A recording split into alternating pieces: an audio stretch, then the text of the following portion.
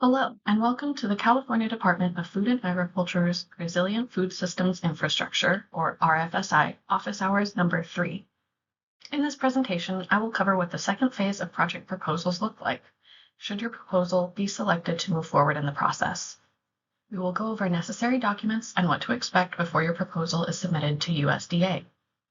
Please note that these items are not required at the time of submission for your initial concept proposal by July 17th, 2025 at 5 p.m.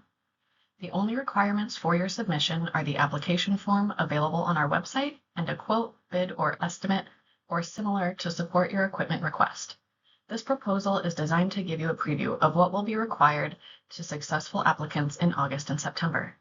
Recordings of today's presentation will be made available on the RFSI website shortly after at www.cdfa.ca.gov/RFSI.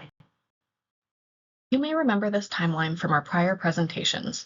In this one, we will go over what will happen in the boxed area of the timeline, from concept proposals selected in August and September to proposals to USDA for approval in October. As a reminder, RFSI is a USDA program administered by CDFA. CDFA will select proposals that we think will be most successful. However, all funding decisions are ultimately made by USDA.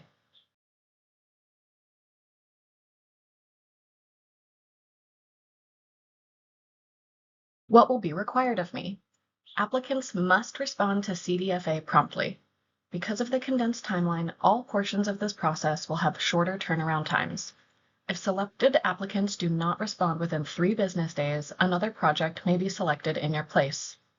If you know you will be unavailable for any amount of time during the solicitation process, CDFA encourages your secondary unique contact be available.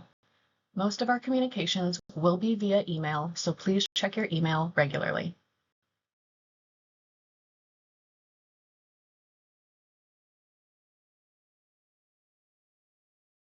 What are the next steps for grant proposals? The next steps of the process will require applicants to have these 4 items completed to move forward to the next stage of grant proposals. Small Business Administration, or SBA, verification for for-profit organizations, including sole proprietors. Nonprofit organizations will instead submit evidence of their nonprofit status. Critical Resource Infrastructure Letter, or CRI. National Environmental Protection Act, or NEPA, questionnaire, Unique Entity Identity, or UEI. As a reminder, not all applicants will proceed to the next stage of proposals. Please do not submit these items with your proposal. CDFA will reach out to the applicants who move on to the next stage in the proposal process. Eligibility checks.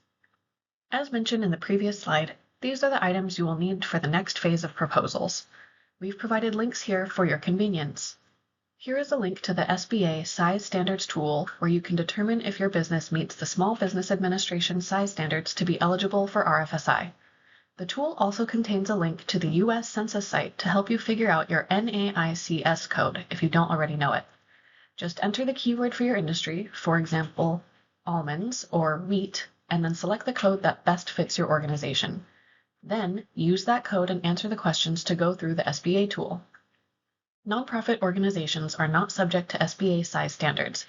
Instead, nonprofit organizations should be prepared to submit evidence of their nonprofit status, such as an IRS letter or articles of nonprofit incorporation. All applicants must have a UEI prior to submission to USDA. CDFA recommends you begin the process of obtaining a UEI as soon as you are contacted by CDFA. Note that while you must obtain a UEI, it is not a requirement of RFSI that it be fully registered. Again, CDFA will provide these links and more detailed instructions to applicants selected for submission to USDA. Today's presentation is just to give a preview of what will be needed.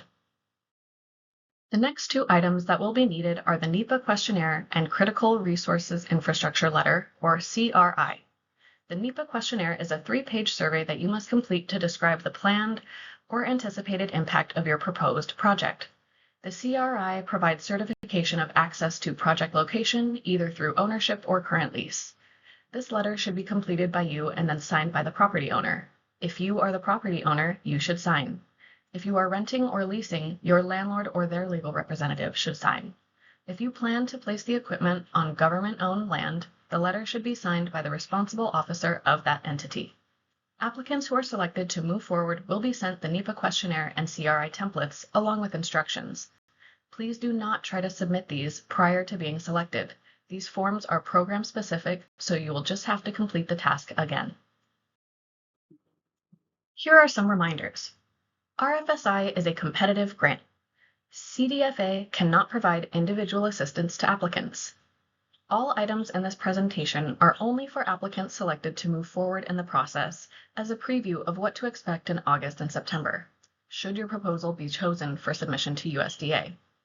CDFA requires prompt response due to the compressed timeline of this funding opportunity.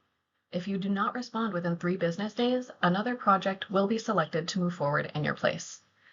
Please visit our website, www.cdfa.ca.gov/RFSI for all available resources, including the Request for Proposals, or RFP, Frequently Asked Questions, and Questions and Answers documents.